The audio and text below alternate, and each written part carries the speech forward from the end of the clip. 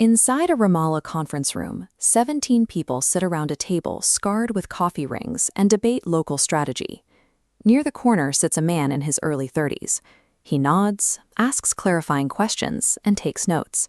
He looks and acts like every other local journalist, but he hasn't published a single article in 4 years. Every quote he captures isn't going to a newspaper.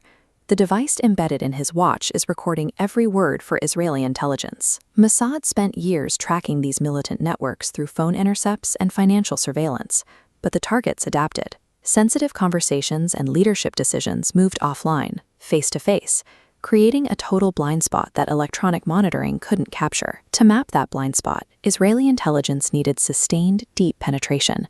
They needed someone inside the room. In a region where families have roots going back generations, an outsider is spotted immediately.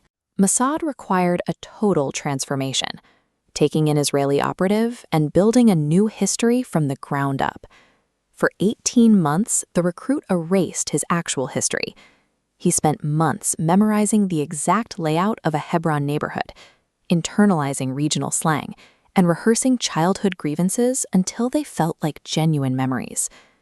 To explain his presence at strategy meetings, Mossad made him a reporter. They created a small news website hosted in Jordan, where other agents published bland political analysis under his byline. It gave him an airtight, verifiable digital footprint. When he finally deployed to the West Bank, survival depended on flawless execution. A single misplaced cultural reference or a slight hesitation about his hometown meant immediate execution. His life became a permanent high-wire performance. Every social interaction and every casual coffee shop conversation was a lie that had to withstand intense daily scrutiny. Navigating chaotic press conferences, his journalism cover worked as intended. It allowed him to ask probing questions without triggering defenses. Targets willingly volunteered organizational details because they wanted to share their stories rather than feeling interrogated.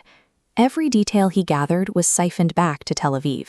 His watch recorded audio, and an encrypted phone transmitted his notes, allowing Mossad to draw accurate hierarchical maps of the militant networks. Then, a major counterintelligence threat emerged. Palestinian security forces interrogated a low-level operative who mentioned a journalist asking too many specific questions. They had his description, and they started looking. Mossad immediately sent an emergency code ordering him to lay low for extraction. He ignored it. Going dark would only confirm their suspicions. Instead, he made himself highly visible, covering local elections and attending public gatherings. His behavior stalled the investigation completely.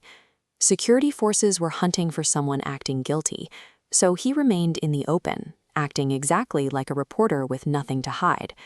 By year 4, his access yielded intelligence on 8 men meeting in a Nablus home, 3 of whom were on Israel's most wanted list.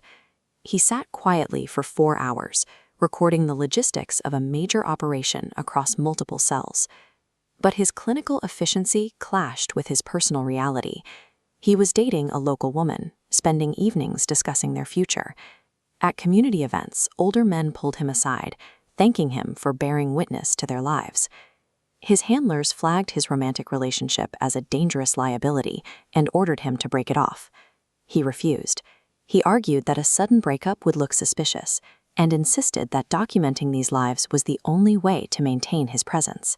To perfectly infiltrate these networks, he had to build genuine human trust. He lived the lie so completely that the journalist mask eventually became his only reality. Approaching year 5, the intelligence returns peaked, and the risk of exposure grew too high. Mossad arranged an extraction, using a real journalism conference in Jordan as the cover, providing a routine reason for crossing the border. He attended the first day of panels. That night, he slipped out a hotel service exit, climbed into a waiting car with diplomatic plates, and vanished. Within days, Israeli forces used his banked intelligence to execute precision raids. They arrested high-value targets and neutralized the exact command structures he had spent years mapping. The extraction followed a clinical protocol designed to be bloodless, but this efficiency left behind a wake of human consequences that no operational briefing could account for. Back in Ramallah, his apartment sat empty.